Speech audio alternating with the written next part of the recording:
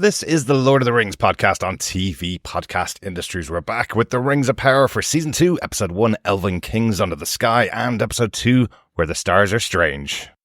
No longer will we be hunted as the demons who broke Middle-earth, but rather worship as the saviors who finally healed it by bringing its peoples together to rule them all as one. Falcon Hotiv.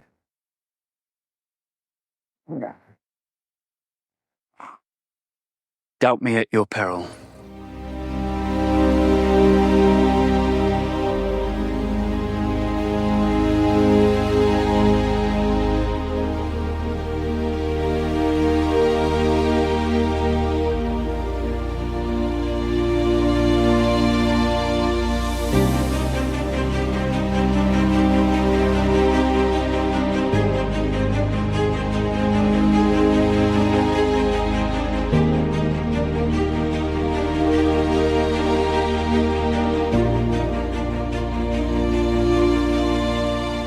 Welcome back, fellow ringers, to TV Podcast Industries for the Lord of the Rings, the Rings of Power Season 2. This time we're talking about Episode 1, Elven Kings Under the Sky, and Episode 2, Where the Stars Are Strange. I'm one of your hosts, Derek. Hello there, fellow ringers. Good to be back. I am one of your other hosts, John. Oh, welcome back, John. Yes, well, and welcome back to the Rings of Power. It's only slightly delayed. Yes, you're a little bit delayed with the season. We actually got all 8 episodes of the show at the start of August, just before we got married. Yes, absolutely. Good stuff. Yeah, got married. And then, yes, I've not been around for doing the Umbrella Academy, unfortunately. And that's just because I injured my back. And it's still pretty injured. Yes. But it's improved enough now that I can do a bit of sitting for a while and do some podcasting. Yes, so we're going to chat about the Rings of Power. We are catching up. 4 episodes of the show have been released on Prime Video at the moment, so we're going to give John an opportunity to podcast on the show. We're going to do 2 episodes this time, 2 episodes hopefully next time. See how it goes as we catch up with the rest of the series. But we've been enjoying it so far, haven't we? Oh, absolutely. Really enjoyed this. I mean, visuals again, top notch. I mean, some of the images of this show from season 1, but it's continued into season 2. They look like pictures. I mean, they're really beautifully sort of rendered and framed.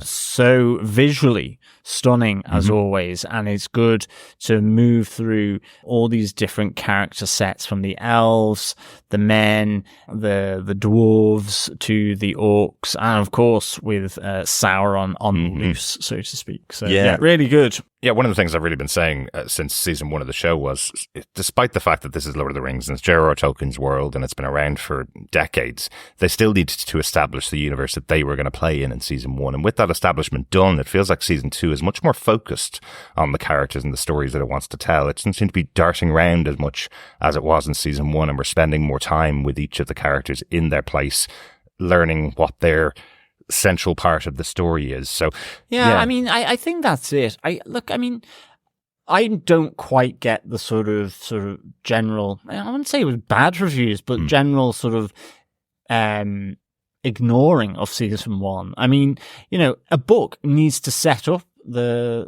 whole world, and I think that's what season 1 did. Yes, it was 8 hours of TV, but it could take you 8 hours of reading sort of 4 chapters, depending on the size of the book. So, especially with Tolkien, and depending on how quickly you read. So, I mean, I think it was necessary, and it still had some really pivotal moments, like the creation of Mordor, and just that reveal of Sauron sort of hiding in plain sight. So, I think, as with all these things, I guess this is where the TV format has to sort of be mindful, in that I get the point. It's still 8 hours of season 1. It's a lot of time to invest, certainly for the more relaxed viewer, or certainly not necessarily the avid fan of Tolkien. So that is something you have to be wary of. But nonetheless, I think, they had a lot to show in season 1. And I think you're right. Season 2 definitely seems to be sort of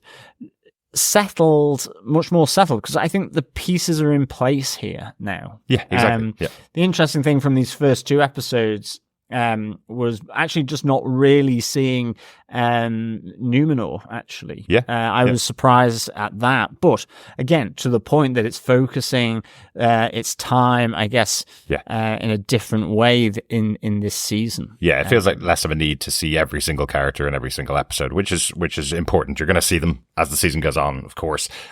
All that to say, really, you're listening to a podcast of Rings of Power fans now. We really enjoyed the first season. We're very happy with it, and we're really looking forward to talking about the second season of the show, really. Yeah, absolutely. Yeah, and also I will definitely say you're also listening to people who've read the books as well, and so our pronunciations of characters may be what they call book reader pronunciations, which is whatever way we pronounce them in our head. No matter how many times they're said on the TV show and in the movies, I'm still going to pronounce some characters the way I pronounced it when I was reading the book initially. So, but what I will say, one of the big compliments I'll give to the show is the casting of Morfydd Clark, Welsh actress. She really does nail a beautiful version of all of the names of the characters, particularly the Elvish characters and the Elvish words. She has such a great tone to her voice and intonation of her voice. Love how when she's speaking in Elvish, and love when she's talking to other characters. Not the same can't be said for every character. Not everybody can nail it the same way. I don't want to throw anybody under the bus, but Benjamin Walker as Gil-galad, while he has a very kind of aggressive stance because he is effectively the king of the elves, his voice doesn't lend itself as well to the soft lilting tones that you get from Elvish quite often. So there you go. But I still love Benjamin Walker. Loved him since Jessica Jones. So yeah, let's get into our discussion about Lord of the Rings of Power Season 2. But I will remind anybody who hasn't subscribed to the podcast, we have been podcasting for 10 years on tons and tons of shows. Please pop over to our website at tvpodcastindustries.com. You can subscribe to the podcast over there, the Rings of Power podcast for all the Rings of Power episodes, and of course our main podcast feed for all the other shows that we're covering. And we'd also love to hear from you throughout the season of the show. You can email us to feedback@tvpodcastindustries.com with your thoughts, or you can pop it over to our Facebook group at facebook.com/groups/TV Podcast Industries, where there's a spoiler post up for each and every episode of the shows, where you can leave your thoughts on each of the ones as you watch them as well. Yes, absolutely. But let us get into our spoiler-filled discussion. First off, Derek, what are some of the episode details for episode 1 and 2 of The Rings of Power Season 2? Well, The Lord of the Rings, The Rings of Power is based on The Lord of the Rings and the Appendices by J.R.R. Tolkien. The showrunners and executive producers for the show are J.D. Payne and Patrick McKay, as they were with Season 1. Episode 1 was directed by Charlotte Brownstrom. She directed Episode 6, Udun, and Episode 7, The Eye of Season 1, two of the biggest episodes of Season 1, really. And the episode was written by Jennifer Hutchison, who wrote episode 2 of season 1 as well. This second episode was directed by Charlotte Brownstrom and Louise Hooper, which is interesting, having two different directors on the episodes. But again, because of the nature of the show, where they're spanning multiple countries while they're doing filming, I guess it makes sense to have two different directors on the show, doesn't it? Yeah, it's an interesting way TV works sometimes. But Louise directs episode 3 of the show and directed some other shows we cover on TVPI, including the last 2 episodes of The Sandman season 1, along with 2 episodes of The Witcher. Excellent stuff. Yeah, so she's been around lots of TVPI podcasts. Yeah.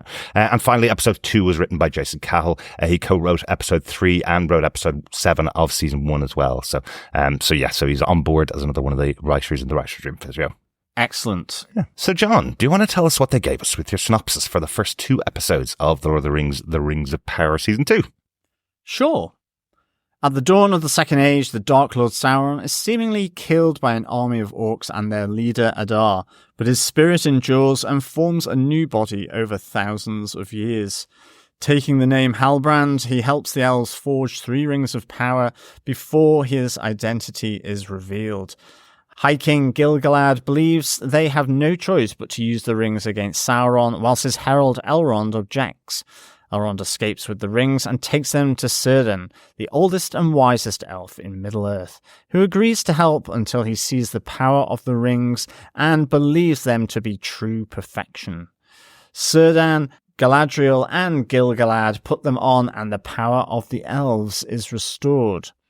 The stranger, a wizard who is regaining his memories, and the half-foot Nori Brandyfoot gets lost on their way to the land of Rhûn.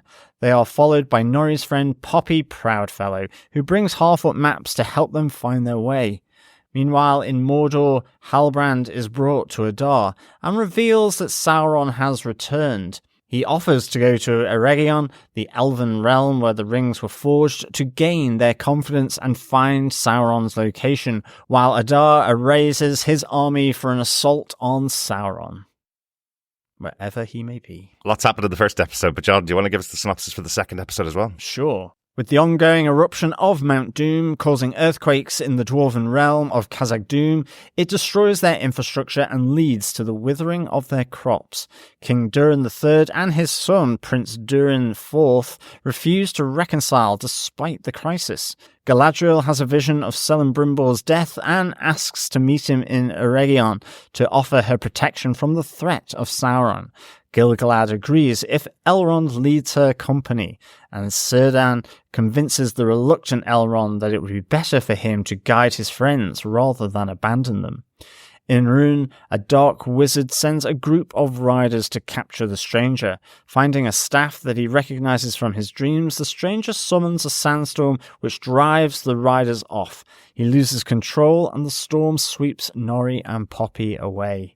Meanwhile, Sauron poses as Halbrand once again at the gates of Eregion and refuses to leave. Though he promised Galadriel he would never talk to Halbrand again, Celebrimbor does not know he is Sauron, and eventually approaches him. Halbrand convinces Celebrimbor that he is Anatar, the Lord of Gifts, an emissary from Valar who has come to help make rings of power for dwarves and men.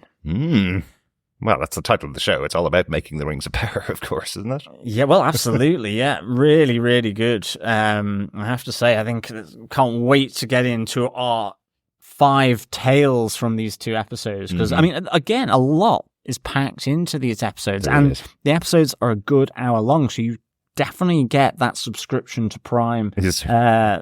The value of that from them. Like sometimes I was like going, is this going to finish soon? Like how long has this gone on for? Just because I think so many now are kind of around 40 to 45. That extra 15 minutes really does count. It's only when you're taking notes as well, like ourselves, you're kind of like going, okay, I'm running out of paper here. Exactly. But it's really, really good tales.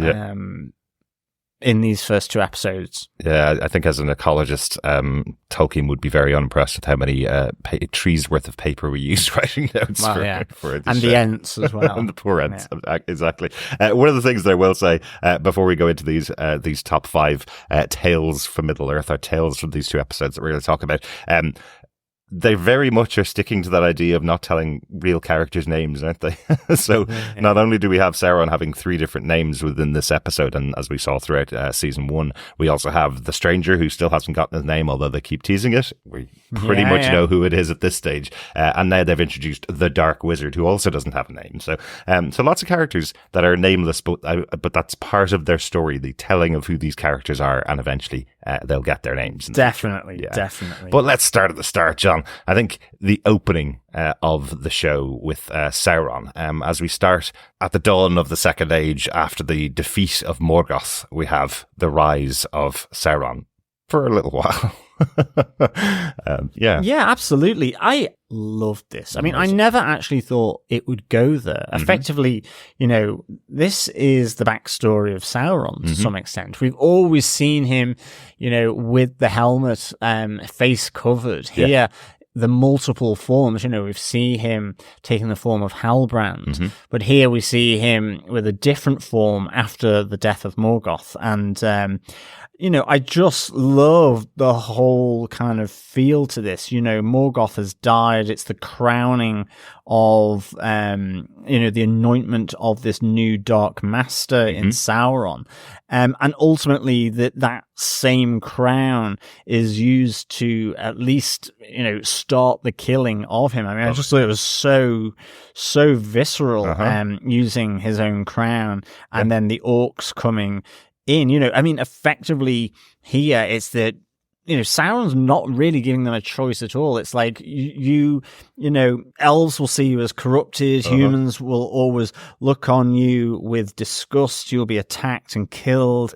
It's only with me that you will be able to have any form of kind of existence. Yeah, I'm your only future, and my path is your only path. Exactly. No choice whatsoever. Yeah. And, Adar's striking of him with his own crown, followed by, it felt very Julius Caesar. Oh, absolutely. Really et tu, Brute kind of thing. And I kind of hope they play into that sort of, vibe really of it. Certainly now that we've got the chance to probably to see Adar and Sauron together in the same frame with this season and their battle to come. It's almost like if Julius Caesar had survived the stabbing. And it was really interesting.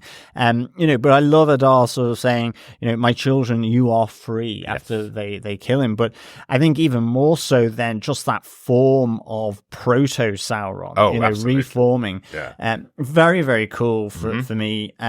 Just loved how this was visualized. Kind of, I felt like very much like The Thing to me. I mean, it kind of like is very worm-like, and sinewy, sort of devouring rat and then taking on a slightly different form, growing bigger as it transforms into Halbrand when he takes the human.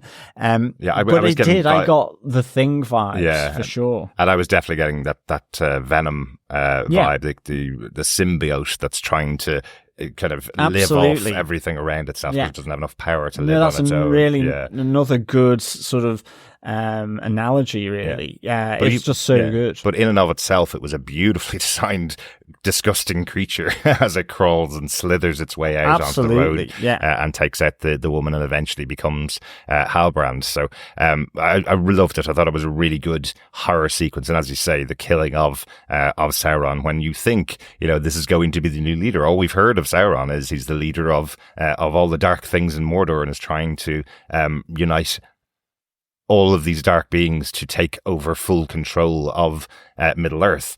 Even in Sauron's speech, he says, there's only one way to rule them all. So, the lead line really from Lord of the Rings, one ring to rule them all, So he's saying that. But I think him saying to effectively a defeated army and going, right, we all need to unite together. You only have one path, and many, many of you will be dead by the end of it, is not a great way to keep your followers on board. No, absolutely. And I mean, as well, it's like, this is a flashback, but actually it's a flashback to the point of him meeting Galadriel as well. So all the way, not only do we see Proto-Sauron coming up through from the earth where after he'd been slain from effectively his dark blood, really, but also then how he ended up on that ship.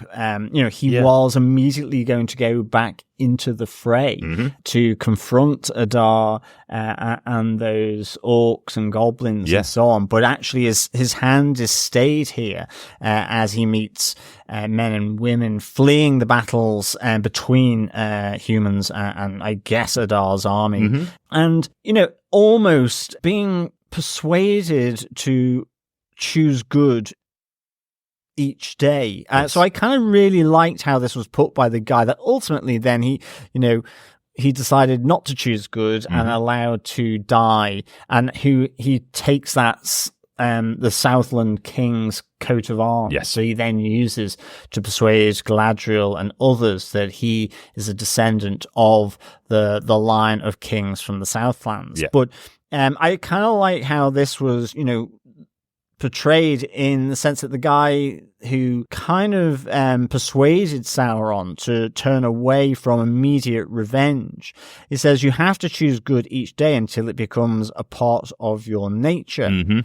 And then you see that actually he's just been using that in order, once the ship is attacked, Sauron effectively decides to not choose the good deed, which is to save this man from being crushed and then drowned. And he leaves the man to die, but survives himself then to meet Galadriel. I do love so I really enjoyed kind of that notion that Sauron possibly being good for one day, but ultimately being good for one day in order to pursue his evil. Yes, I think it lands in Sauron as I have the choice here that I can do it, and you feel like he may make a choice to go and choose the good path, and then doesn't. But I must say, I absolutely love the image of the sea creature under the water, seeing effectively Sauron in front of him and turning away after it's destroyed and devastated this ship full of men and women, killed them all. It just leaves Sauron on his own. But yeah, I suppose the arc of the first season is what's being retold here in this great way. It's also, not only is it a prologue that we haven't seen before, it's also leading into Galadriel effectively persuading, mistakenly, this person that she thinks is the leader of the Southland Men to come back to Middle-earth and fight against the orcs. But actually, she's persuaded Sauron to come back and take power again from the orcs. Yeah. Well, that's it. And actually, I think, for me, just taking it back to the point where Galadriel comes on board the sort of the flotsam and jetsam from that ship after it's destroyed, and you have Sauron there. I think, and it probably links a bit to our second tale of Middle-earth that we'll get to. But I like the fact that it has us with Halbrand and Galadriel, because it really plays into the point, to what extent is this deliberate of Sauron here? Because I absolutely love the whole point of conflict here between Galadriel, Elrond, Gil-galad, as well as involving Círdan, about to what extent was Galadriel used by Sauron, or to what extent was she deceived, in that she helped it come to this point as much as Sauron, because he was just using what she wanted, which was she felt she wasn't right or ready to go to Valor. She wanted to come back, finish her work, finding Sauron, and she has. But in doing so, she's brought Sauron back into this world as a major threat. So I love it how it just having that moment where she gets on board that wreck, and then how her role from season 1 is questioned by Elrond. Yes. Is really good. Well, absolutely. Well, let's get into it. Let's get into our tale number 2. I think that's it for the intro of Sauron. We'll talk more about Sauron, I'm sure, as the episodes go on and as the season goes on, and actually as this podcast goes on, looking at our later points. But let's go on to our second tale number 2. We're taking the rings to Círdan. Is that given the same tempo as we're taking the hobbits to Isengard, John? I guess so, yes. Yeah.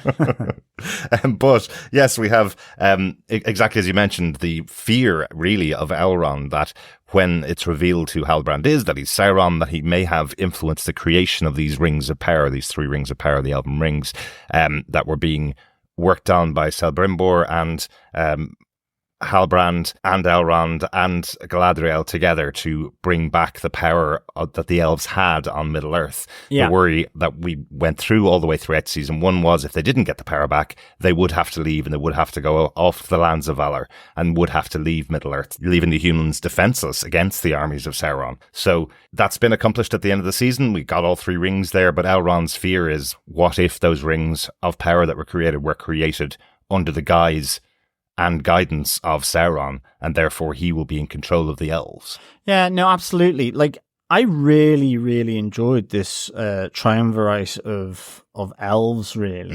And actually, I was really surprised with Elrond sort of taking an angry, sort of almost betrayed sort of stance towards Galadriel for effectively being blinded. Rather than deceived. His view is that actually she wasn't this neutral carrier of Halbrand and then was deceived and the truth was learnt. It was that her own motives were used by Sauron to hitch that piggyback effectively to the point where he was able to and set things in motion. And I kind of really like that approach. I'd never really thought of it like that. Elrond doesn't want the rings to be used if he's corrupted them, and that risk, however small Gil-galad and Galadriel think that might be, is the one reason why he disobeys his High King. He effectively and seemingly looks to throw his relationship and friendship with Galadriel under the bus. And I like these different agendas. It's not all kind of singing from the same hymn book. You have Gil-galad, who's, the primary objective is to save the light of Valir, and save the elves in Middle-earth. Yeah. And almost the secondary point is that, well, we can't leave Sauron to be dealt with by the humans, which, we've got to be here, but it is to save the elves, from that fading of the light from the tree. Yeah. And then you have Galadriel also to use the rings in order to conquer Sauron, because she believes they haven't been touched by his corrupting influence, where Elrond is to protect the elves and everyone on Middle-earth from Sauron's influence and corruption, which he believes it is kind of leaking into this world, and has affected even Galadriel, through being used as effectively a vector. It's like he is the disease, and Galadriel has been used as the vector because of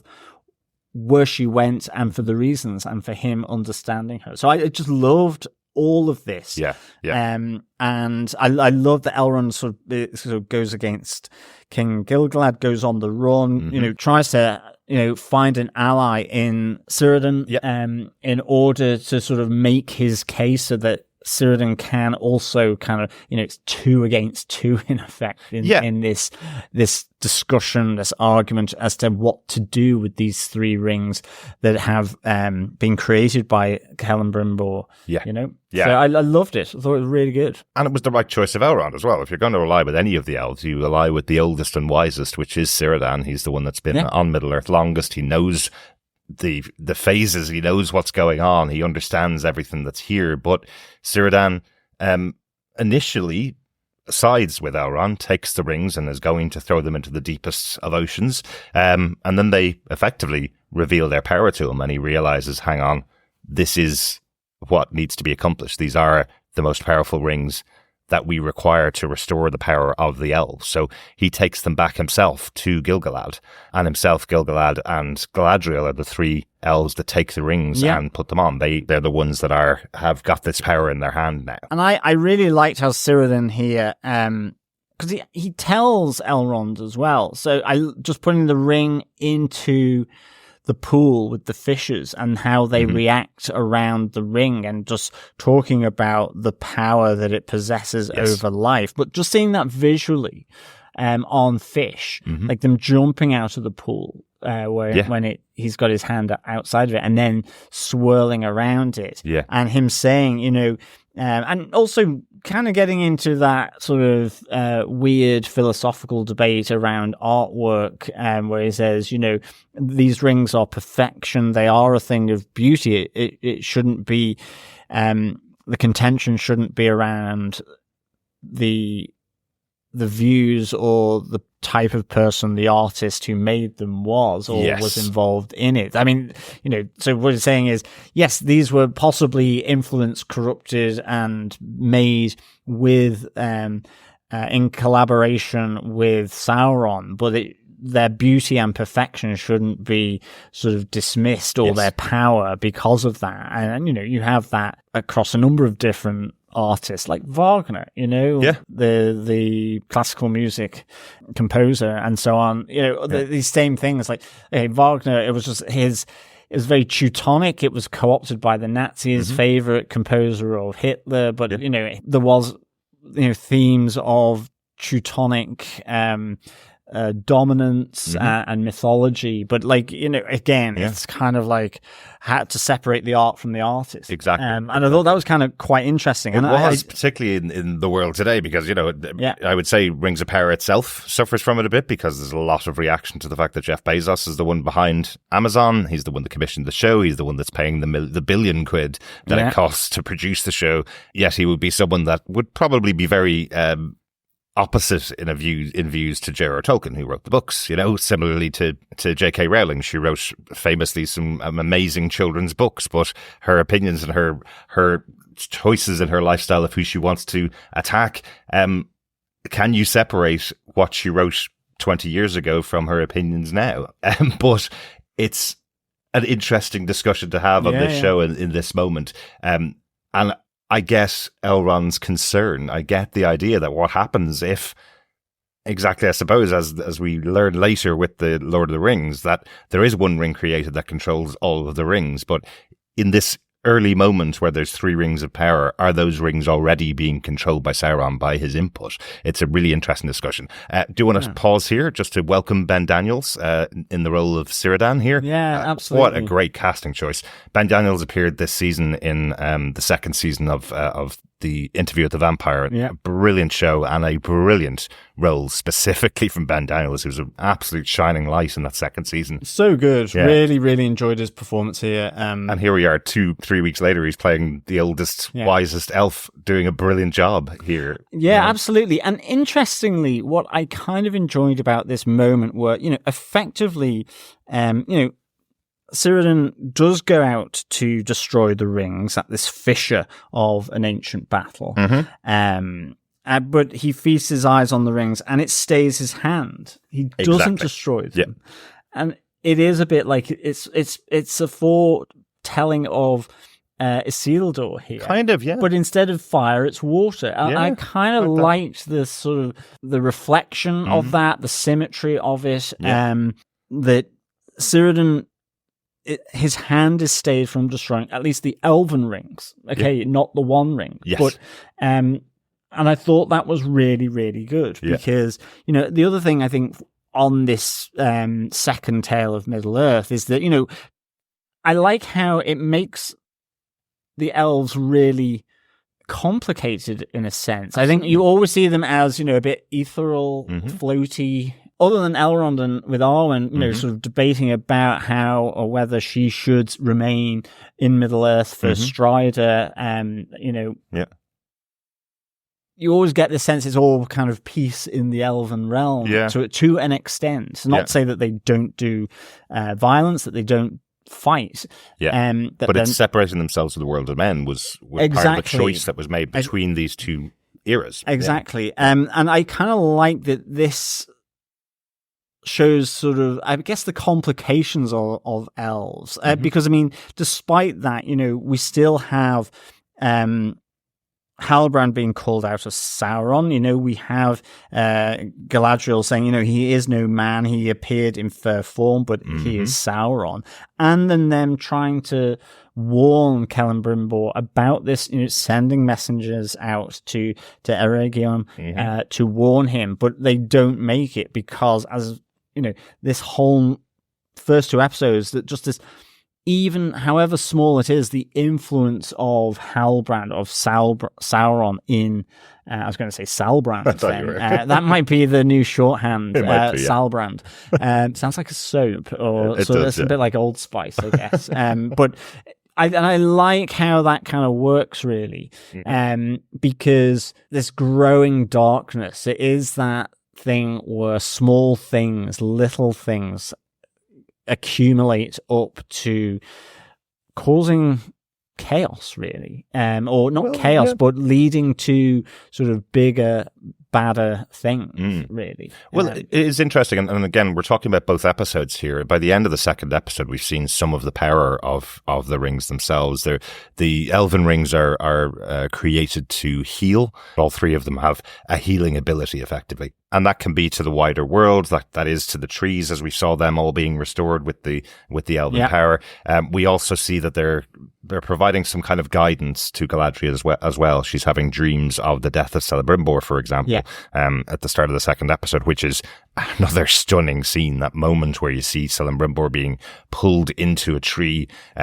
It looks like a monument to the other dead elves, including her brother.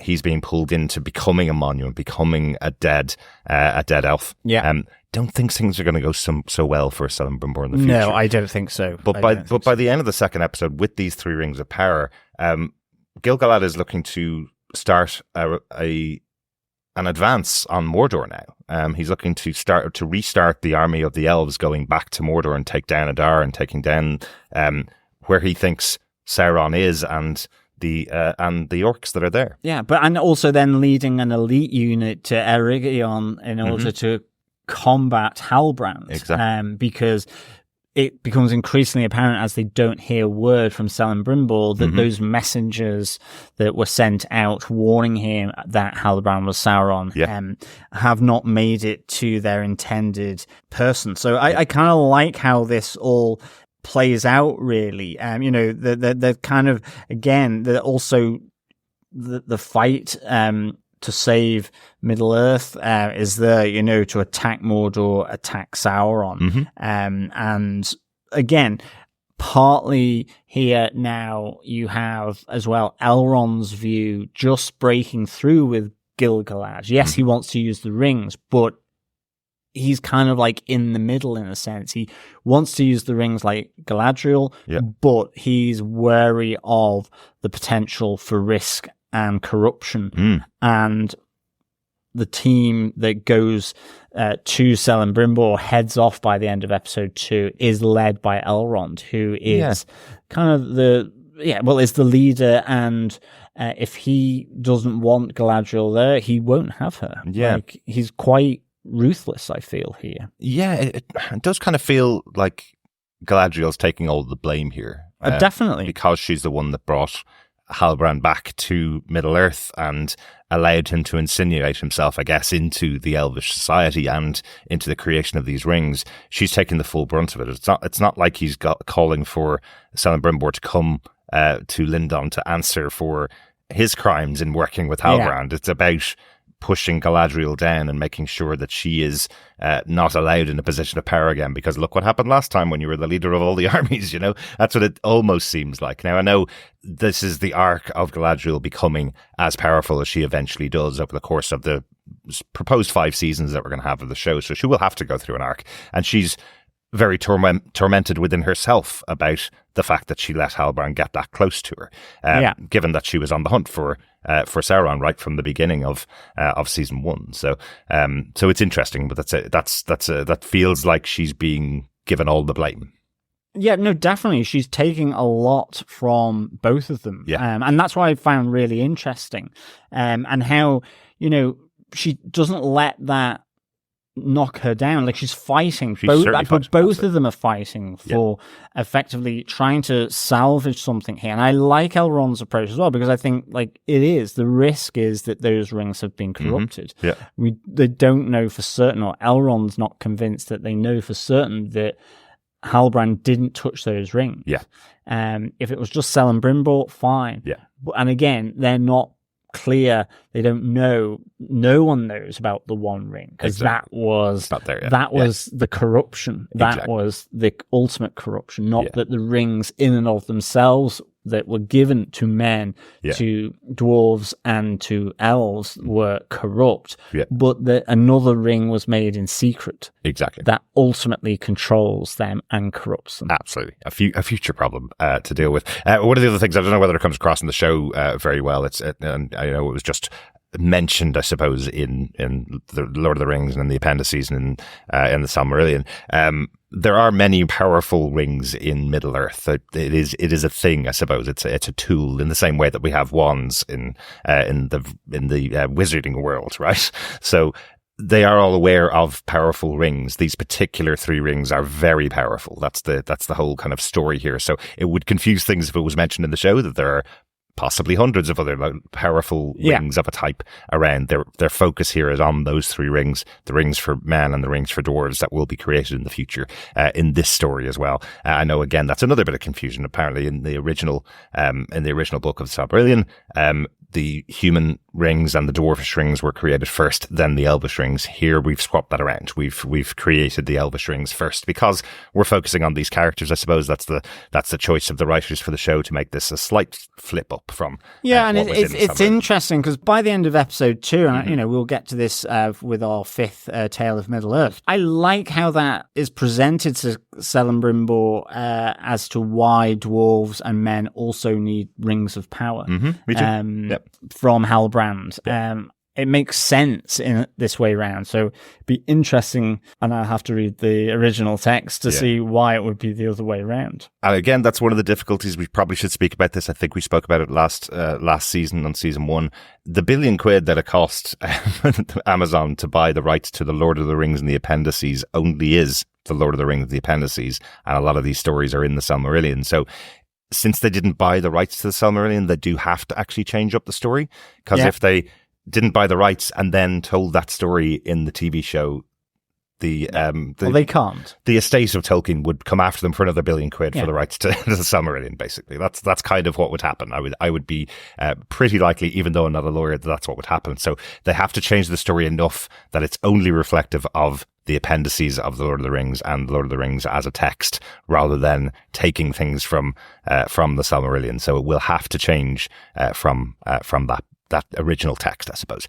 So we will get there, I'm sure, as the season goes on, and how all of these things will be created. Yeah, but I think we should move on to tale number 3. Now for something completely different with the staff of the Stranger, as we have the Stranger and Nori still on their quest to find this constellation of stars in order to bring the Stranger, I guess, some further meaning and motivation for why he is and has fallen to Middle-earth. Yeah. From space. So again, I love seeing this desert realm in Middle-earth. I always like that in the third movie, where you see the Corsairs, you also see with the Oliphants and those different races of men from the wilderness, or more, from the peripheral areas of Middle-earth that come in support of Sauron. And this felt like that area, and it was great to be in it. And to see it, I really enjoyed like a whole number of these things. I mean, there's part of me where, in a sense, I still like it, but it's part of the story that they're telling at the moment that I want them to hurry up with. I want them to just say, look, this is Gandalf and so on. However, I really, really enjoyed seeing this part of Middle-earth, and I like the introduction, because again, it's just like, ooh, who is this, in terms of Ciarán Hinds' character, this dark wizard. And that's all he's given. I love Ciarán Hinds. I love that he's here. But you're right, it is that moment where you're watching it going, all right, we know it's Gandalf. Just tell us it's Gandalf. Why won't you tell us it's Gandalf? I know it's a couple of thousand years difference to when Gandalf was supposed to appear in Middle-earth, but this is the story they're telling again. We won't harp on about that stuff, but as you know that Gandalf's name is going to be revealed at some point during the season, they reveal that there's a dark wizard that's following him, who also doesn't have a name. He's just a dark wizard. So now you've got another character that will take that place of the hidden named evil one, instead of the hidden named good one. That's Gandalf. Or is he good? We don't know. But I will say, your first comment when you saw the desert environ here that they're walking through was, I thought they'd relocated to the UK from New Zealand for the filming. Where the hell did they find a desert in the UK? But I think the headquarters of the production is in the UK, and had access to places to film around Europe and around Africa. The way it was reported was that they were going to be, using the rolling hills of like the Cheviots or the Cotswolds or the Highlands of Scotland rather than the desert of nowhere in the UK. So I mean, I was like really bit taken back by that from a production point of view. I thought this was really good. I liked seeing the visions of the Stranger. We see him having these visions of that constellation, of this staff that he ultimately finds, and then it's almost like the Sword of Gryffindor. It's like it came to him when he needed it most, when he had to fight off the people who are tracking and following him, and ultimately looking to capture him by going after the Half-foot of companions of Nori and Poppy, who joins them. That was the only bit where I was like, oh, it was quite convenient that Poppy came with all the text that effectively now allow them to find their way, because they're effectively going around in circles. But is it convenient? Is it convenient, or is it the fact that they're going around in circles that allowed it to catch up with them? Well, that's true as well. So she's brought these maps. She went back and has come back to Nori and the Stranger. They've been going around in circles, so she probably met them on their 6th or 7th circle. And the extra thing that's added is the song that Poppy sang back in season 1, that lovely scene that she had, that song is actually the guidance that allows them to read the maps of the area, allows them to pass through safely. It's a story passed down through generations so that anybody who will travel this path will be able to get through. I like it. I've always liked these characters a bit more than most viewers, I think. And it's such a big show. I think you're allowed 10 minutes with these characters in here on their own journey, which will eventually, I'm sure, feed into the story quite considerably as the show goes on. But, no, agreed. And I'm being a little bit facetious because obviously they are a wandering race, and you're right. The fact that they are going around in circles is probably why she catches up. I like it's to her friendship and loyalty to Nori that she's done this, and so it's good. I'm glad Nori has a companion here in Poppy, as well as sort of still getting to know the stranger. At least he's more vocal this season. That is true, and I mean, I do like the fact that the writers know they're holding back his name as Gandalf to the point where you have Nori and Poppy trying to give the stranger a name and working out whether it sounds right. I kind of like that they're self-aware of this. Absolutely. And his response to it being, you can't give me a name. When I have my name, it will be my name. It's not something you can pass on to me. I have a name already. It's just not revealed to me yet is the response that he has, which I really love that touch. You mentioned about the staff that was in Gandalf's dream and the staff that he tried to use to enable his powers versus the trackers that were after them. I suppose the big thing about that is the staff that's in the dream looks exactly like Gandalf's staff from Peter Jackson's vision of Lord of the Rings, the one that has 4 or 5 branches at the top of it, or 4 or 5 twigs at the top of it, where he fits in the light when he's in Khazad-dûm. Yeah, so it's not a straight staff. It's got a couple of prongs on the top of it, effectively. The one that he uses. The one that he uses in Fellowship of the Ring, yeah? Whereas the one that he collects when they're at the well is just a hooked piece of wood. Yeah, it's almost like a shepherd's crook. Exactly. So I think what they're trying to show or demonstrate with this is the staff is as important to channeling the magic as the magic user themselves. So if he has the right staff, he'd be able to guide and create this storm that takes out just the people that are after him, not everybody in the area being dragged away to who knows where. We don't know where Nori and Poppy have gone after this massive storm that he's created, and he loses control completely of his powers. So it's a channeling stick is what the staff is effectively used for. So it has to be the right type of exactly. And it's like, where's it come from? As I say, it felt like the sort of Gryffindor, because I feel that staff that comes to him at the well, or is there at the well, and he sees it. He uses it because he remembers it from a vision. So it looks like the same staff in the vision that he had in, I guess it was episode 1. It was episode 1. And that's why he has confidence to pick it up and use it, but he can't then control it. Right. Or he can't stop the magic that's been initiated by him through it. And so hence this kind of whirlwind gets out of hand, gets bigger, and takes not only those trackers, but also takes Nori and Poppy. Right. So I felt that's what prompted him to use that in their defense from these people. I think the vision that he's having of the constellation is telling him this is where he needs to go to get the staff that he needs to use. And when he gets here and sees a staff, he uses it thinking maybe any staff will work. Maybe any piece of wood that I channel my powers through will help. But what happens here is he's channeling it through the wrong channeling tool. He's certainly channeling it through the wrong tool, and it's not to say that the constellation is not where he will find his staff, but certainly the vision had the same staff to me. That's what I saw. Right. I thought it looked like it was more prongy, had more than one piece cropping from the top. Maybe I'm wrong, but anyway, it's interesting. I think the other interesting side here is the Dark Wizard, who say Ciarán Hinds, played by Ciarán Hinds, at Caras Gair, his stronghold, which I kind of really enjoyed. I like the simplicity of it, when you look at it. And what this means, I was there going, is this Saruman? Possibly, I don't know. There was sort of vibes of Saruman. Was Saruman a Dark Wizard before? Maybe then he turned to the light, and and then back to the dark again.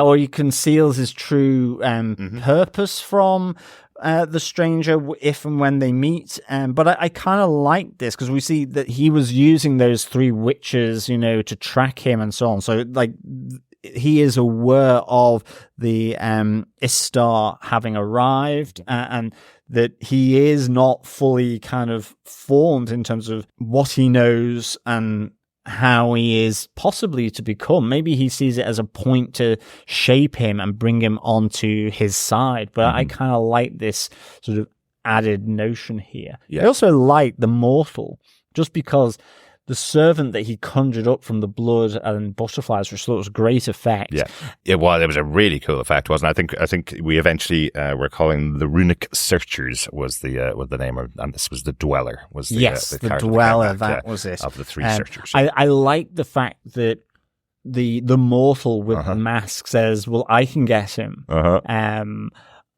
will get him by going after his small companions." Yeah, absolutely. And I kind of like that, and you see I like the Dark Wizard's response of going, "Did I waste all my time restoring you from your death when this guy could have just sorted it out for me?" Like that, playing his emissaries or his searchers off against each other. Yeah, so it was really good. I mean, ultimately, in the end, it's that they are separated by the end of episode 2. Exactly. From it's Nori and Poppy, and then the stranger has lost them by losing the run of himself with his magic. Yeah, wrong staff. And the staff disintegrates as well, so it's lost now. Yeah. So maybe he's got it's like a sweet shop. It's picking your wand. It's like Ollivander's shop. Yes, exactly. It is. Yeah. All right, jumping in after recording, we went back and checked the episode because it's very unusual for the two of us to be contentious about a specific thing that we saw on screen. So we were both right. In the vision that the stranger had, he does see a kind of a crook version of the staff, and he also sees the staff as we saw it in Lord of the Rings that Gandalf held. So he sees it morphing a few times, and then he touches it and he has a vision like you would through the Palantir. So weirdly, both of us saw exactly the same thing. So we're both right. I like that. But I just wanted to mention it in case anybody was wondering why the two of us are so confused. But back to the regular podcast. Yeah, but I think we can move on to our 4th tale of Middle-earth. I think we can. Yes, our 4th tale. The Dwarves of Khazad-dûm. The return of some of our favourite characters, Disa and Durin the Fourth. Love Disa in the show. Really absolutely. Love her as a character. Absolutely. I was so pleased that they brought the singing to the mountains again. Yeah, absolutely. Yeah. I also love Disa having to navigate a really stubborn father and son with Prince Durin III and the in-laws. Or Prince Durin IV, sorry. The in-laws, absolutely. Yeah. Always good. I love that, it's kind of my old phrase, John, is that came from my dad of it's not off the road you licked it, which is exactly what Disa basically says to King Durin, where he's going, you're just as stubborn as your son is. That's why he's not coming to you, and that's why you're not going to him. If you call him to you, you will be able to bury the axe. A proper dwarven phrase, right? Meaning something different to burying the axe, burying the hatchet, I guess, as we would call it. But here we learn that the rising of Mordor and the continual outpouring of lava has shut down Khazad-dûm. It's stopped the light coming in. It's blocked all the passages from outside. It's caused an earthquake, effectively. Trying to figure out, at least at this moment in time in the second season, is this Sauron utilizing the world around him with, the fact he didn't initiate the creation of Mount Doom, but he's using that in order to sort of link his plans together. Given that we see the dwarves ultimately by the end of the episode 2 being called to Eregion to see Celebrimbor.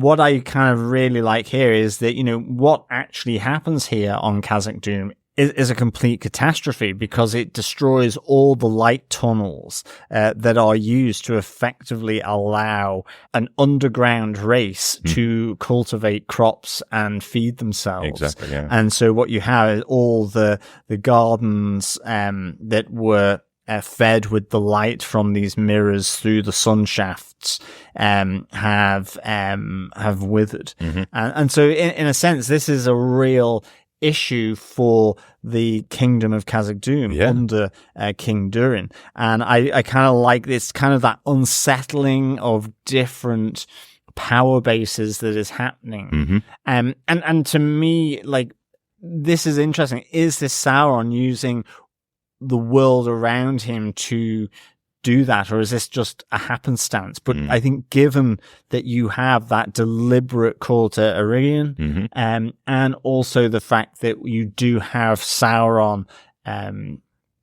manipulating Celebrimbor by the end to include the rings of power for the dwarves and for men, that this is somehow connected. It's a bit like with the messengers from Lindon that you see being killed and stopped on their way to Eregion. But by who? You know, is it Halbrand here? After he's sort of been let go from Adar's captivity, or is it orcs that are somehow loyal to him? Because, you know, that's the thing with Adar. It's clearly the orcs still have this notion that Sauron is bad for them. Absolutely, but they don't know he's Sauron. And remember, Halbrand pitched his case to Adar that he was going to go to Eregion and convince the elves to work with him. So maybe he is taking some orcs along with him on the road to block the path from anybody that may be warning Celebrimbor. But you just see the messengers being dragged off, and it's like, okay, who are these servants, or is it Halbrand himself? You know, again, sort of maybe just helping to intensify the form that he can take. Exactly. But I do think this these scenes in Khazad-dûm are really important of what's going on within the society of the dwarves themselves. As you say, they've lost access to their food source. Last season we saw Durin unwilling to work with Elrond and willing to work with the elves, so not willing to work with any race outside of the dwarves, and now it's coming back kind of to bite them because they're losing access to all this stuff. There's a conversation between Disa and her husband where she says to him, you know, if only someone was willing to reach out and maybe get support, maybe we could build up enough stock to keep our workers working. You know, well, that's it. It's again, I love how these different themes sort of run parallel. You know, that stubbornness of King Durin from engaging with other races like the elves is mirrored on the smaller scale by him, you know, too stubborn to say sorry or to approach his own son, and vice versa. You know? Exactly. And I kind of, it is. And it's that gradual undermining of his power by the fact that suddenly he is the king that cannot supply adequate food to his populace. And they are having to sort of look for different ways to combat that. You know, there is, as Disa does, you know, the silence of the mountain. She can no longer communicate this. I mean, again, it's just fabulous where her and her two companions, these, you know, to the three of them, these mountain singers, you know, are singing. It seems to sort of be working, and then it fails. And it's the first time, they say, in however many hundreds of years that they've failed to communicate, to have that relationship with the mountain, that it has gone silent. And it does speak to a kind of a wider story within the Lord of the Rings, and it's a question for me once I saw these scenes and what happened here. I loved it, I must say. The music was beautiful, and the actress who plays Disa is a trained opera singer, so which you can absolutely tell. Beautiful scene. But we know in the Lord of the Rings books that the dwarves haven't seen the dwarf wives in many, many years at this stage. Given that the role of the dwarf wives seems here to be that they are singers to the mountain, I wonder if this silence of the mountain here is what causes them to leave, and what causes them to gather together and leave, or is it something to do with the power of men within the dwarven race pushes them away?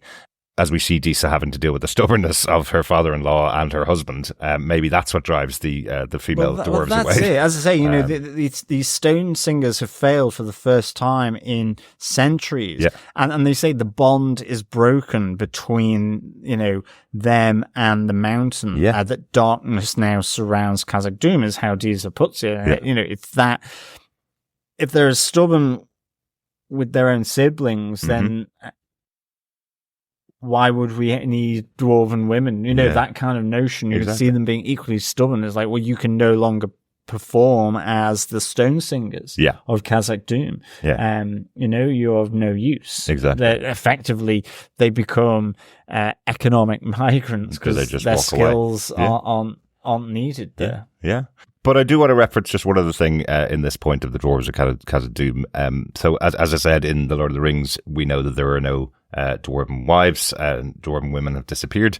But have you noticed this, that in the first 2 seasons now we haven't seen any children of the dwarves, even though they're referenced quite a lot? Yeah. Disa talks to her father-in-law and he says, I miss seeing the kids, and we've never seen the children No, of that's dwarves. true. That's So true. I wonder, is that just an in-joke in this show, referencing the future comment about the dwarven wives being missing, so that the kids aren't seen either. So just as a little background joke there. Anything else about the dwarves of Khazad Dûm, or anything else about the dwarves there, John?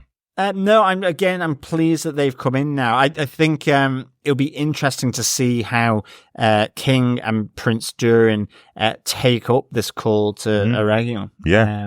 And possibly the deal for Rings of Power. Yeah, well, given King Durin was so opposed to working with Elrond, I'm not sure whether he will work with Celebrimbor. But the invite, interestingly, went to Disa and Dura IV. Yeah, exactly. So, yeah. And also, I do think that, this is part of the plan. This is the predicament. It's not rosy for Khazad Dûm here. Mm-hmm. They have lost their own source of production here for food. And so it's kind of desperate times, desperate measures. Exactly. So it has the darkness, this reference to the darkness. It has the fingerprints of Sauron trying to manipulate to get the outcome that he wants, which is for them to say, yes, we will take a dwarven ring of power. And if one falls, that the other dwarves will want them, because you get the set, whilst maybe not as corruptible in the elves' mind compared to humans or the race of men, it is that the dwarves, in a sense, are very much siloed in their kingdoms of power underneath their mountains, and they want to make sure that they are on an equal with their, even if it's their relatives. Yes. They want to maintain that equity. So if one has one, the others will want them, and I kind of like that. Yeah. A bit like with man as well, but that then man will use it to, well, I want his. Yes, well, exactly. Exactly. So I kind of enjoyed having the dwarves back again. Absolutely. One final thing I just want to mention on here. I hadn't realised how much cutting off Durin the Fourth actually meant last season, when they had that argument when the king and prince fought, that he was taking away his right to be the next in line to the throne. And we see Durin here working in the mines and being taunted by the other mining dwarves for basically having soft hands, because he was a politician rather than a miner. Exactly. So actually, he's fallen that far that he's working the mines. So interesting. Let's get on to our final tale, though. Tale 5, from Sauron to Halbrand to Anatar, an emissary of the Valar. Yeah, I mean, this is interesting. I mean, we talked a little bit about it as we've gone along. We mentioned this idea that the opening the episode is the arrival of Sauron. Sauron becomes Halbrand, goes back to Adar, is captured by Adar, and fights his way out effectively as Halbrand. He doesn't reference the fact, of course, that he's Sauron. He doesn't want to reveal his hand there, but he gets his way out of there by negotiating with Adar eventually. Yeah, but again, he unsettles Adar by suggesting that Sauron lives, even though they know, Adar knows, that he thrust the pointy crown into his head, and 1,000 stabbing orcs into his back. And it's the unsettling. It's knocking them off balance to do things that they wouldn't necessarily have been doing, or to change their objectives here. And it allows him to effectively to be allowed to leave there in order then to serve, as he says, the Lord of Mordor to the end of his days. And I like how he phrases that to Adar. Yeah. That he's more than willing to serve Adar. Yeah. whilst he lives. Absolutely. But it's not to say whether he will be neutral as to whether he lives or not. Yes. So again, a nice little turn of phrase there. Here's another great one as well with the turncoat that we saw from season 1, the guy that actually started the arrival of Mount Doom, I guess. Was that the way you'd say it? Where he says to him, I will kill you before I leave here, and sets the beast on him, sets the beast free before he leaves. And as the turncoat comes into his cave, joking, I got away with it, it's fine. We see the beast coming out of the darkness to kill him. I really liked that. Yeah. So again, Halbrand is a person that owns a phrase. He knows how to have a great turn of phrase in the way that he says things. You can never believe the actual direct words that are coming out of his mouth. You have to look for the consequence underneath, or what the true meaning is underneath. But yes, he does have another persona. By the end of this episode, he's gone to Region, sitting outside the door waiting for Celebrimbor to let him in. Celebrimbor, knowing that he shouldn't treat with Halbrand, doesn't let him in. I like that he works his little magic with the right-hand woman of Celebrimbor, shows her his back mistakenly, by mistake. Oh, he's gone through some awful things. Maybe we should take him in just to the Houses of Healing for a while and sort him out. That'll be okay. And then we can send him off on his way. That's the initial way that he's trying to work his magic to get into Celebrimbor. And eventually Celebrimbor comes out to talk to Halbrand. I like Sauron's determination here just to sort of sit it out. Yeah. To the point where it's like, it's Celebrimbor who blinks first, really. Exactly. And you have Halbrand worming his way, not only into Region, but back with Celebrimbor, even though he should know not to treat with him. And I like how he kind of, on two fronts, does that. He makes the point that Celebrimbor, because he's made sure that the messengers don't reach him, that he knows nothing that the 3 rings he's already made have actually worked to save Lindon. Yes.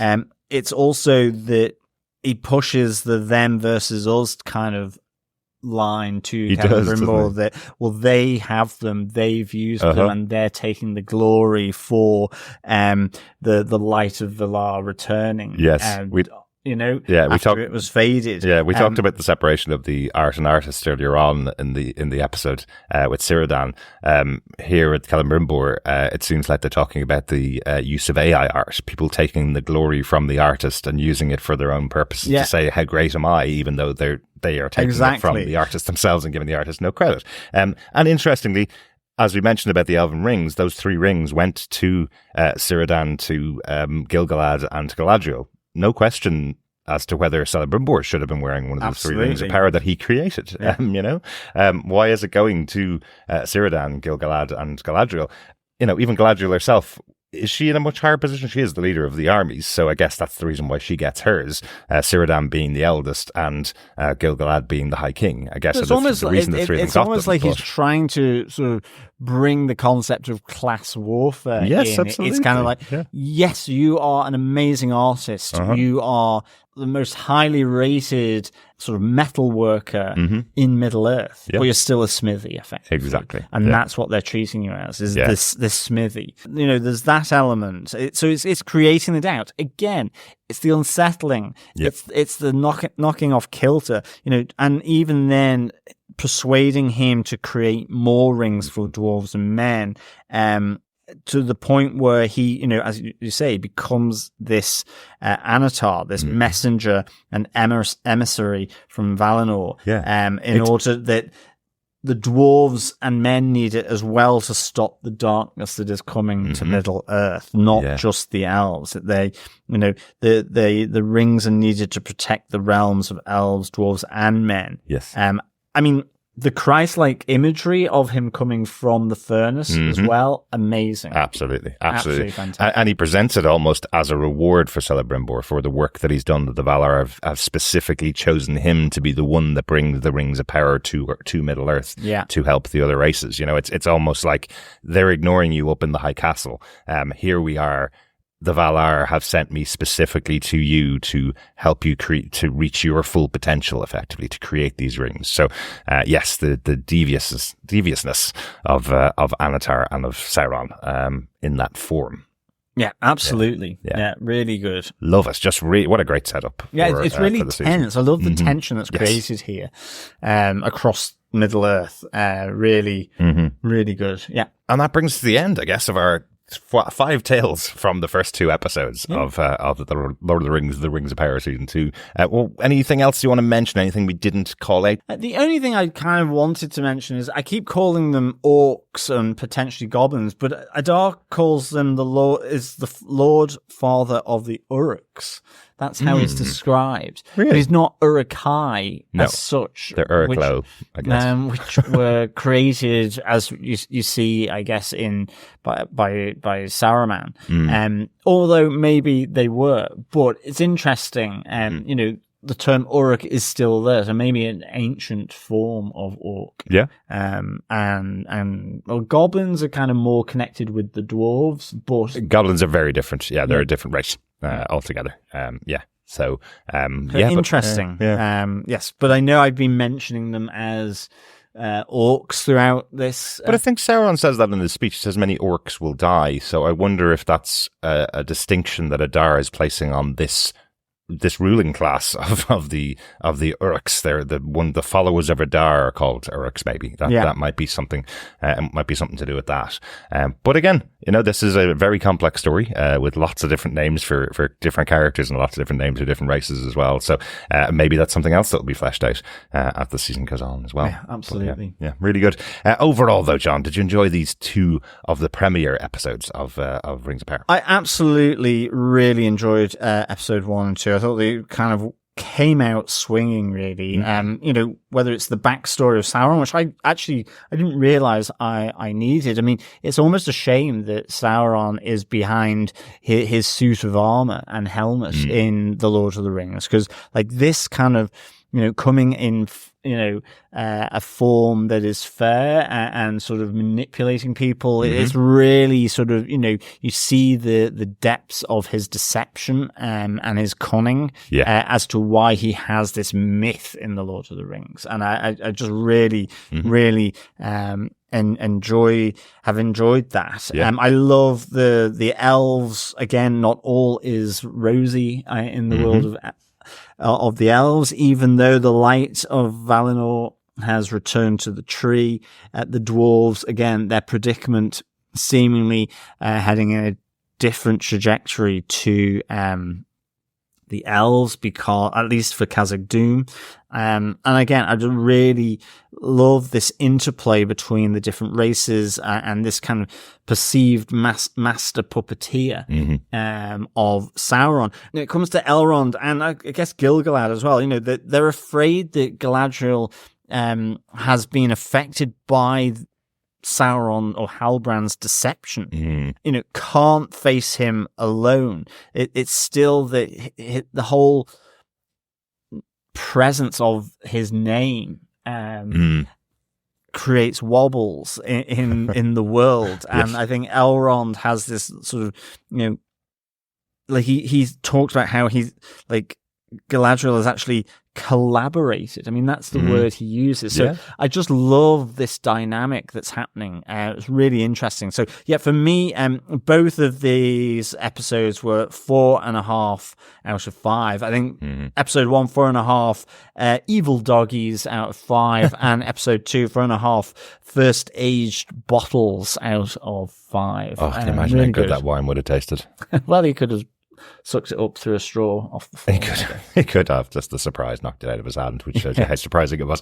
I love these 2 episodes. Once again, I'll recommit myself as a Rings of Power fan and loving the story they tell. I love the costumes, the sets, the design, the characters. The acting is fabulous, and the music is so good. Really excited to see what we're going to get as the season goes on. This is just such a great way to open it up, and we didn't even get to the 3rd episode that was that premiered on the opening day on Prime Video. So lots more stories to tell. Really looking forward to getting through the rest of the season of the show as well. Yes. But we do have some feedback in from our wonderful fellow ringers. Yes, we have gotten some email feedback through on episode 1 from Robert Williams, who says, "Oh, I've missed you guys. Life has been busy, but I'm glad to be able to get back to my fellow Middle Earth brethren here. John, I hope the back is feeling better. Thank you so much, Robert. Yeah, it's getting there slowly but surely, for sure. But it is starting to feel a little bit more alive. Maybe I need a ring of power just to help sort it out. Robert says, quick thoughts. What happened to the opening credits scene? You might have already talked about this. I know this was a big deal to other fans wondering why they removed this. Yes. In the first episode, there wasn't an opening credit scene, but it had come back by the second episode. Exactly. And it had changed. It seems more Game of Thrones-like now in the idea that they're moving across the map of Middle-earth. And the dark sand is kind of more ready. It's like a rust colour rather than black like it was in the first one. So definitely changes to the opening credit sequence. Yeah, but it wasn't in the first one, and Robert's only just watched one episode. Yeah, exactly. So it does come back. It comes back for episode 2. And that beautiful music is back again from Howard Shore. Yeah, absolutely. Absolutely gorgeous. Yeah, really good. Robert continues, are there any big storylines you're hoping they will show in the season? I'm hoping they will show the making of the other rings. I believe 7 for men and 5 for dwarves.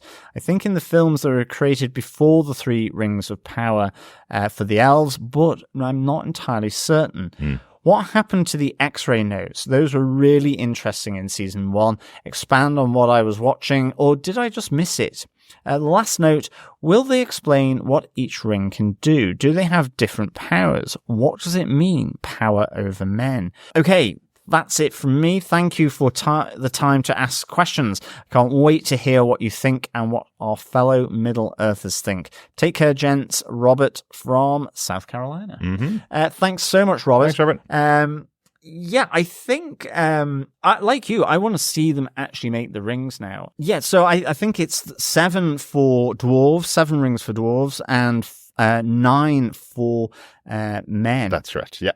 So I think definitely want to see those created. And a bit like yourself, Robert, I really kind of want to know, do these rings have individual powers, or do they all kind of work together collectively just for that race, for example? So, the coming together of the 3 elven rings that restored the light of Valar, is that when they come together, that's what they can do? Can they go further than that? But I think we've had a little bit of a hint, at least from Círdan, where we see it influencing life. And in this case, it was just the fishes in the pool. So I have an answer for this. Oh, go on. Okay, because I did look it up and I was wrong earlier on. They do have individual powers. At least the elven rings do. So the elven rings are 3 of the elements. They are fire, water, and air, is what they represent. So Galadriel's ring is the fire element. She's the firest of all the elves, as we've seen so far. And she does have an additional ability with her ring, which is Narya, which could rekindle hearts with its fire and inspire others to resist tyranny and dominion. Nenya, which is the one that we see Círdan use, he uses that in water, and it has a secret power in water that protects it from evil while it's underwater. And Vilya, which is the one that Gil-galad wears, it heals and preserves wisdom in its element in the air. Okay, excellent. So they all have, those 3 do have individual powers. And wouldn't that be great if that was in an X-ray note? Oh, absolutely. Yeah. The dwarven rings, which again we haven't seen, we've only heard mention of them here in the second episode. Those ones are to gain wealth. They are to bring wealth together effectively when used together. That's the purpose of them. And then the rings for men have invisibility, which we've seen in the Lord of the Rings. We've seen invisibility coming from them. They give extended lifespan as well, and they create terror. Interestingly, so so we'll see how they handle that in the Rings of Power in the future as well. But yes, all have different powers overall, which will be created by Celebrimbor. Excellent stuff. But yes, you mentioned about the extra notes. The extra notes, as far as I remember in season 1, they did come along, but they came along after the show came out, a few days or maybe even weeks after the show came out. But it is weird not seeing them here. It really is, yeah. Like a show with the biggest show produced by Prime Video, which feels like you really want to go in depth into them. The boys always had them on their episodes. You would see everything from where the song that they were playing in the background, where that was coming from, to what inspiration they took from the comic books. You would expect they'd have a lot of that for something as in depth as the Rings of Power. So hopefully they will return in the future, that they're just a little bit behind. Well, as we've said, always been slightly underutilized, the X-ray notes by Prime for any of their shows. I mean, even where they then used them. I mean, I think the boys probably, and maybe it's down to the showrunner. Maybe they have to consciously be thinking that they want to have that, I guess. Yeah. But they're also only available on computer. They're not available through all the other apps that Prime Video have them. But I did check them a couple of days ago, and they weren't up there yet. So we'll see if they return. I hope they do, because I do really like them. Excellent. Thanks, Robert. Thanks so much, Robert. Also on episode 1, Coffee and Vodka shares his thoughts. He says, "Greetings, fellow pre-fellowship fellows. Sauron Year 1 was well done. Even knowing how right he was, I still wanted to slap Elrond into next week. And of course, good doggy. Outside of not knowing the intricacies of Halbrand Sauron's plans or the identity of whoever's following everyone's favourite Harfoot, everything was refreshingly easy to follow this time. So far, so really very good. If a bit too literally dark for much of the episode, 4.5 tree rings, beetle juices, and gilded Galadriels out of 5. Peace and take care. Coffee and Vodka. P.S. Get well soon, John." Thank you so much, Coffee and Vodka. Yet certainly on the mend here. So thanks for the wishes. As with Robert as well.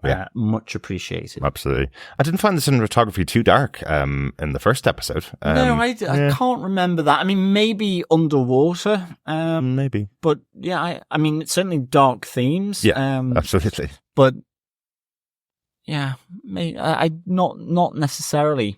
Yeah, but really like your points there, Coffee and Vodka, particularly your ratings, as always. Really enjoyed this. Yeah, absolutely. I'm glad you enjoyed the episode, Coffee and Vodka.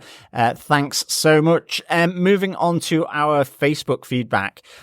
Anwin Carver Holsthausen says, "Hi, Derek and John. I hope you're enjoying Season 2. I loved the slithery, slimy Sauron remains coalescing into human form. It was especially creepy when listened to with headphones. Círdan the shipwright was everything I hoped for.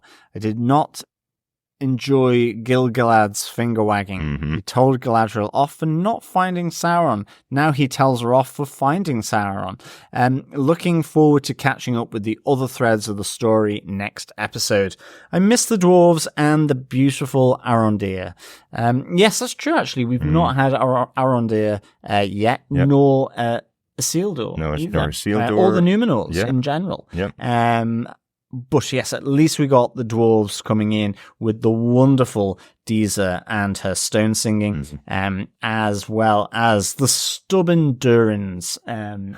Exactly. Really good to have them back. But I do think streamlining is probably the best way to go when you're going into a second season. Yeah. All the characters are established here. We know they're going to return. Most of them, at least, are going to return for the second season. So you can spread them out a little bit, especially if you have a 3-episode premiere like they did here. So definitely. And a bit like yourself, Anwin, I didn't realize I needed to see the slithery, slimy Sauron sort of becoming corporal again and sort of reanimating. So good. And, such a good sort of link to the horror genre for me. Always good to see that. Absolutely. Great stuff. Thanks so much, Anwin, for your thoughts. The great thing about John being able to record the podcast now is that I'm able to go and listen to other podcasts about Lord of the Rings, because I haven't been able to yet. So I'm really looking forward to hearing Anwin and Penny's podcast over on Podcastica. Really looking forward to hearing their thoughts. It was great on season 1. Thanks so much for that, Anwin. Let's pop on over to Dr. Bob Phillips and his thoughts on Facebook. He says, "Powerful reintroduction to the seductions of power with this episode. The whispering influence of the rings and Elrond's fight against it had me thinking he'd go off trail, but rescued himself by the end. Cracking storyline with Adar coming up, and a good reminder of the need to hang, draw, quarter, and cremate your enemies, not just stab multiple times." Yes, and indeed, if it was in the world where there were firearms, to double tap with the shotgun to the head. Absolutely. Yes. And maybe drop into the fiery pit of Mount Doom as well. Exactly. Thanks, Dr. Bob. Well, that's true, actually, because the rings are not created here. Nope. Yet in Lord of the Rings, Sauron is destroyed because he's thrown his malice into them. That is why. Remember, the One Ring hasn't been created yet. Yes, that's the last of them to be created. So how would you kill... I guess you could still chuck him into a volcano, and that would be also pretty It was the fact that they allowed his dark blood to leak through into a pool underneath the citadel that they were in the mountains. So it was able to form again. I did actually feel sorry for a rat for the first time, sort of just squeaking about its business, then just kind of got the thing. As I say, I did think it was like John Carpenter's Thing, that bit. Yeah, absolutely. Excellent. Thanks, Dr. Bob. Finally, on episode 2, Coffee and Vodka says, greetings, fellow First Age Distilled defenders. Well, yes, I am feeling a little distilled at the moment. Coffee and Vodka says, you want to get lost in the grandness of it all, but wonder instead at the cost as you see every penny on the screen. Gorgeous. And now that it could finally be heard, made for another completely stuffed and beautiful installment. Sofia Nomavet's Princess Diza was the star this time around. Kingdom, my ass, Kazakh Doom is a matriarchy. The seduction of Celebrimbor was believably played out, and Elrond, again, though right, continues his descent into assholery. Lots more stuff. Really loving the season so far.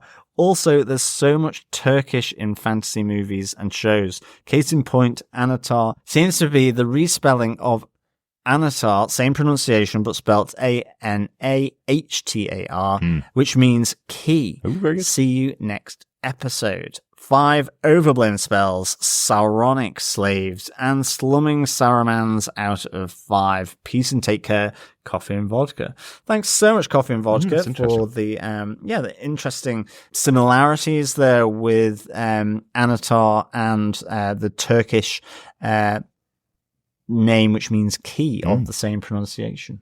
Yeah, that's really interesting. Yeah, really interesting. Yeah. Like yourself, I'm actually really on board with Elrond being kind of assholery here, because I do think he is right. I just never thought I would align with that.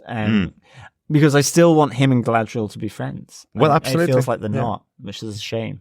But I guess that's why they're setting up. So that's why when we see them in the Lord of the Rings, they're in separate kingdoms. You know, she has her own kingdom in Lothlorien, he has his own kingdom in Rivendell, and he's also a ring bearer at that stage as well. Gil-galad being long gone, as we could probably guess. So I guess he gets Gil-galad's ring in the future. But or Círdan's maybe, or Círdan's ring. Of course, he could get Círdan's ring. But I suppose that's the thing. You do have to have that antagonistic side between those two characters. You know, they both think they're in the right here, and he probably also feels betrayed a bit by Halbrand. He did work with Galadriel and was working with Halbrand for a time as well. Yeah. But Galadriel seems to be getting all the blame, as we mentioned, as opposed to anybody else going, I was also taken in by Halbrand. You were right there.